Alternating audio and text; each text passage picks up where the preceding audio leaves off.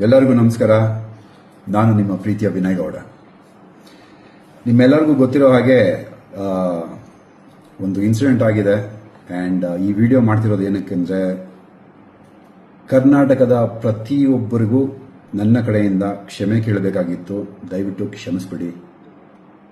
ಕಳೆದ 4 ದಿನಗಳಿಂದ ನೀವು ಟಿವಿನಲ್ಲಿ, ಯೂಟ್ಯೂಬ್ನಲ್ಲೆಲ್ಲ ನೋಡಿರ್ಬೋದು, ಒಂದು ಮಚ್ಚಿನ ಕತೆ ನಡೀತಾ ಇದೆ. ಅದಕ್ಕೋಸ್ಕರ ನಾನು ಕ್ಷಮೆ ಕೇಳಬೇಕಾಗಿತ್ತು. I am really sorry. Especially ನನ್ನ ಫ್ಯಾನ್ಸಿಗೆ, ನನ್ನ ಫ್ಯಾಮಿಲಿಗೆ, ಪ್ರತಿಯೊಬ್ಬರಿಗೂ ಸಾರಿ ಕೇಳಬೇಕು ಅಂತ ಈ ವಿಡಿಯೋ ಮಾಡ್ತಿರೋದು.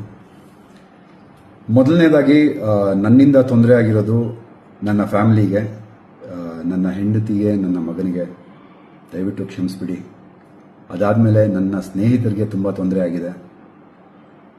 ಚೇತನ್, ಶಂಕರ್, ಸೀನಾ, ಸಾಕಷ್ಟು ಜನರು ದಿನ ರಾತ್ರಿ ಅಂತ ನೋಡ್ದಿರ ಜೊತೆಯಲ್ಲಿ ನಿಂತ್ಕೊಂಡು, ಪೊಲೀಸ್ ಸ್ಟೇಷನ್ ಹತ್ರ ನಿಂತ್ಕೊಂಡು, ಸೆಂಟ್ರಲ್ ಜೈಲ್ ಹತ್ರ ನಿಂತ್ಕೊಂಡು ನಮಗೋಸ್ಕರ ಕಾಯ್ಕೊಂಡಿದ್ದು ತುಂಬ ತುಂಬ ತುಂಬ ಹೆಲ್ಪ್ ಮಾಡಿದ್ದಾರೆ.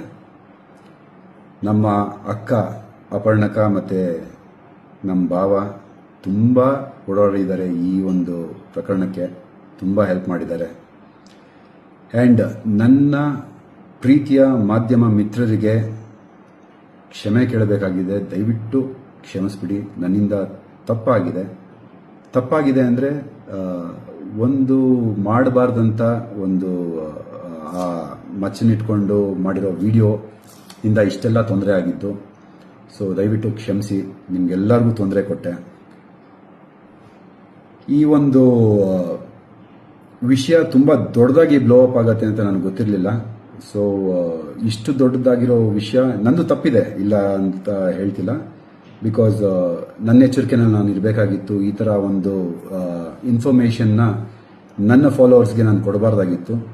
ದಯವಿಟ್ಟು ಕ್ಷಮಿಸ್ಬಿಡಿ. ಆ್ಯಂಡ್ ಸಾಕಷ್ಟು ಸಪೋರ್ಟು ಮಾಡಿದ್ದೀರಾ. ನನ್ನ ಬಗ್ಗೆ ಮಾತಾಡಿರುವಂಥ ಮಾತುಗಳನ್ನೆಲ್ಲ ನೋಡಿದೆ. ನನಗೇನು ಬೇಜಾರಾಗಿಲ್ಲ. ನೀವು ಮಾಡಿರೋದು ನಿಮ್ಮ ಕೆಲಸ. ನನ್ನ ಕಡೆಯಿಂದ ಕ್ಷಮೆ ಇರಲಿ ಅಂತ ನಾನು ಕೇಳ್ತಾ ಇದ್ದೀನಿ. ಆ್ಯಂಡ್ ನೆಕ್ಸ್ಟ್ ಬಂದು ಪೊಲೀಸ್ ಇಲಾಖೆ ಅವರ ತನಿಖೆ ಅವರು ತುಂಬ ಚೆನ್ನಾಗಿ ಮಾಡಿದ್ದಾರೆ. ಒಂದು ಸೆಲೆಬ್ರಿಟಿ ಅಥವಾ ಕಾಮನ್ ಮ್ಯಾನ್ ಅನ್ನೋ ಡಿಫ್ರೆನ್ಸ್ ತೋರಿಸ್ದಿರ ಏನೇನಿದೆಯೋ ಅದ್ರ ಪ್ರಕಾರವಾಗಿ ಅವ್ರು ಇನ್ವೆಸ್ಟಿಗೇಷನ್ ಮಾಡಿದ್ದಾರೆ. ನಮ್ಮ ಟ್ರೀಟ್ಮೆಂಟ್ ಕೂಡ ಹಾಗೇ ಇತ್ತು. ಒಬ್ಬ ಕಾಮನ್ ಮ್ಯಾನ್ಗೆ ಹೇಗೆ ಟ್ರೀಟ್ ಮಾಡಬೇಕೋ ಹಾಗೇ ಟ್ರೀಟ್ ಮಾಡಿದ್ದಾರೆ. ದಯವಿಟ್ಟು ಅವ್ರ ಮೇಲೆ ಯಾವುದೂ ಅಲಿಗೇಷನ್ಸ್ ಮಾಡಬೇಡಿ.